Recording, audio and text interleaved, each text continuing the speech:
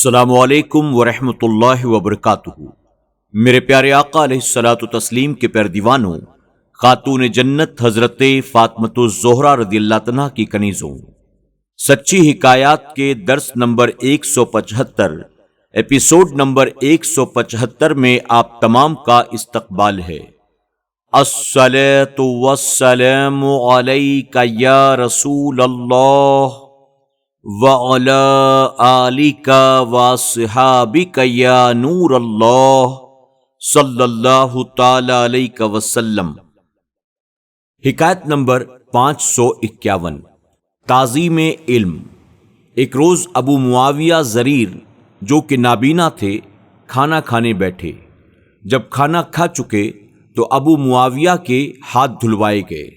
جب ابو معاویہ ہاتھ دھو چکے تو ہارون رشید نے پوچھا، کیا آپ جانتے ہیں کہ آپ کے ہاتھ دھلانے والا کون تھا؟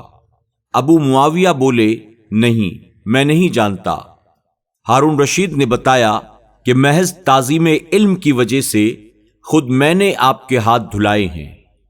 سبق: عالم کے علم کی وجہ سے بڑے بڑے بادشاہ ان کی تعظیم کرتے ہیں۔ حکایت نمبر 552، بادشاہی روم۔ ہجری 187 میں بادشاہ روم یکفور نے ہارون رشید کو خط لکھا جس میں ملکہ روم زبنی کے ساتھ کیے گئے عہد کا ذکر تھا۔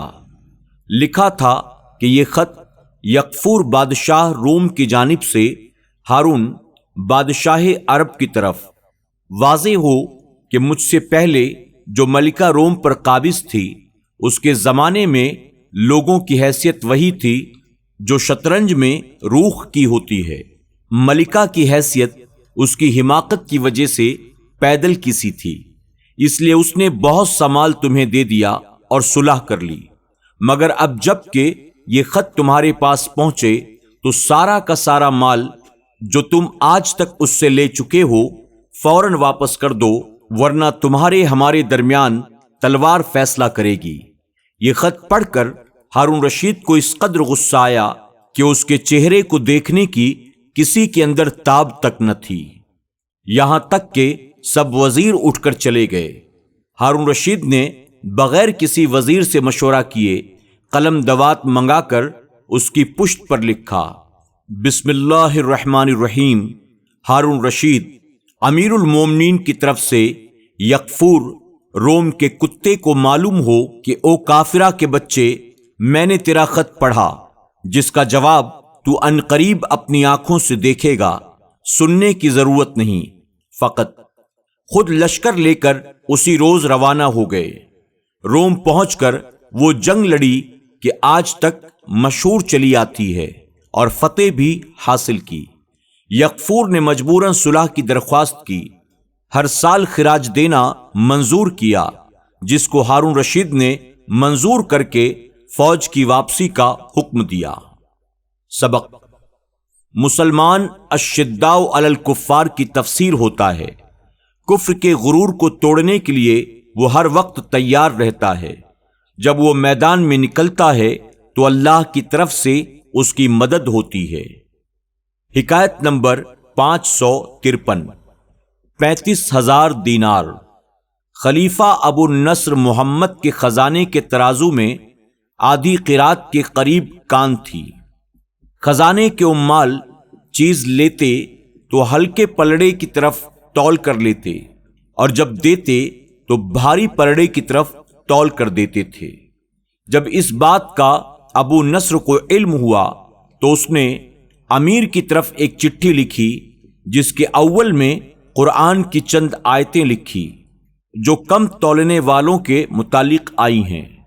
پھر حکم دیا کہ ہمیں پتہ چلا ہے کہ خزانے کے ترازو کا ایک پلڑا ہلکا ہے، چیز لیتے وقت اس طرف سے اور دیتے وقت بھاری پلڑے کی طرف سے تول کر دیا جاتا ہے۔ اگر یہ اطلاع درست ہے تو خزانے کے عامل کو ہدایت کی جائے کہ لوگوں کو بلا کر اب وزن کر کے پچھلی تمام کمی کو پوری کر دی جائے۔ وزیر نے جواب میں لکھا کہ یہ تحقیقات کرنے سے پتہ چلا ہے کہ یہ خرابی بڑی مدت سے چلی آتی ہے، جس کا ہر روز حساب ہم نے لگا کر دیکھا تو 35,000 دینار ہم لوگوں کو دینے پڑے۔ خلیفہ نے جواب میں لکھا اگر 35 کروڑ بھی دینے پڑتے تو کوئی حرج نہیں تھا۔ سبق: قرآن میں ہے کہ کم تولنے والوں کے لیے ویل ہے، لہذا کم تولنے سے بچنا چاہیے۔ یہ بھی معلوم ہوا کہ قیامت کے عذاب سے بچنے کے لیے دنیا میں دینار دے دینے والا فائدے میں ہے۔ حکایت نمبر 554 سوداگروں کا کام۔ خلیفہ ابو نصر ایک روز خزانے میں داخل ہوئے تو خزانے کے خادم نے عرض کیا، حضور، یہ آپ کے باپ کے زمانے میں بھرا رہتا تھا اور اب آپ کی سخاوت کی وجہ سے یہ خالی ہو گیا۔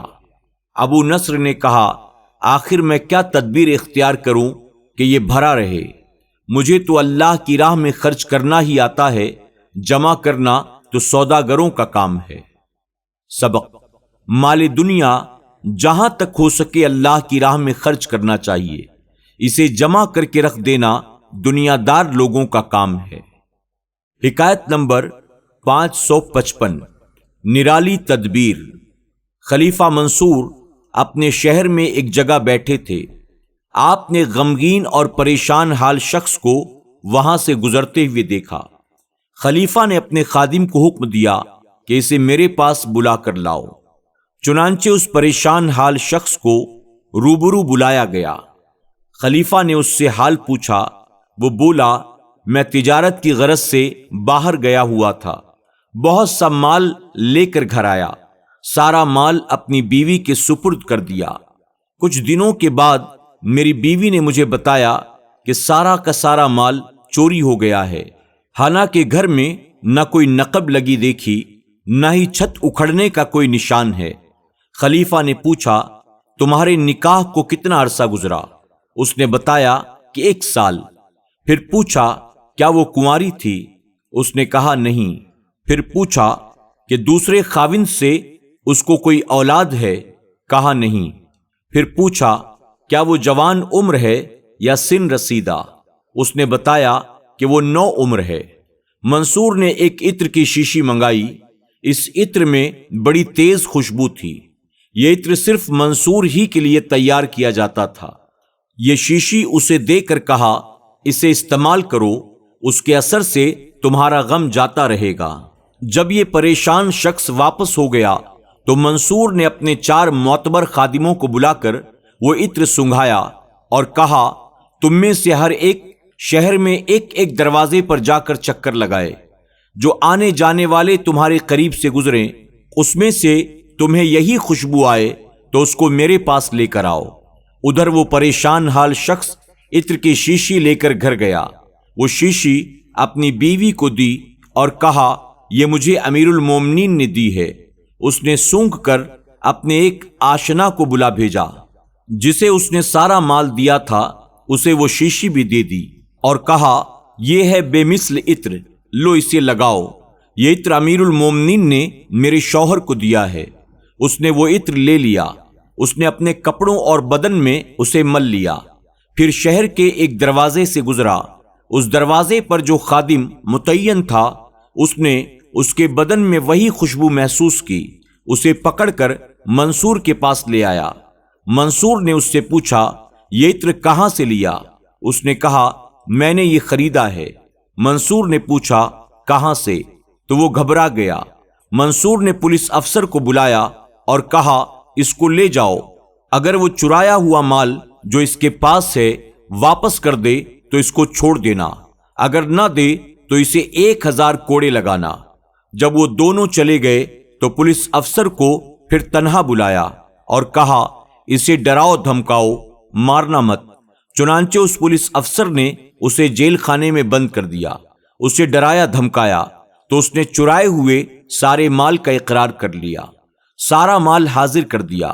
منصور کو اس کی اطلاع کی گئی۔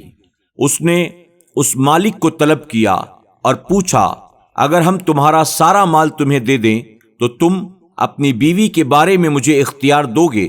اس نے کہا، ضرور۔ منصور نے کہا، اچھا، یہ اپنا مال سنبھال لو، میں تمہاری بیوی کو طلاق دیتا ہوں، تم اسے اس طلاق کی اطلاع دے دو۔ سبق: ایسی بری عورت پریشانی اور نقصان کا سبب ہوتی ہے، اس سے کنارہ ہی بہتر ہوتا ہے۔ السلام علیکم ورحمۃ اللہ وبرکاتہ۔ سچی حکایات کے تمام ایپیسوڈز کو سننے کے لیے YouTube پر SDI آڈیو پر ضرور وزٹ کریں، سبسکرائب کریں، بیل آئیکن پر کلک کریں اور اپنے دوست احباب کے ساتھ ضرور SDI آڈیو کو شیئر کریں۔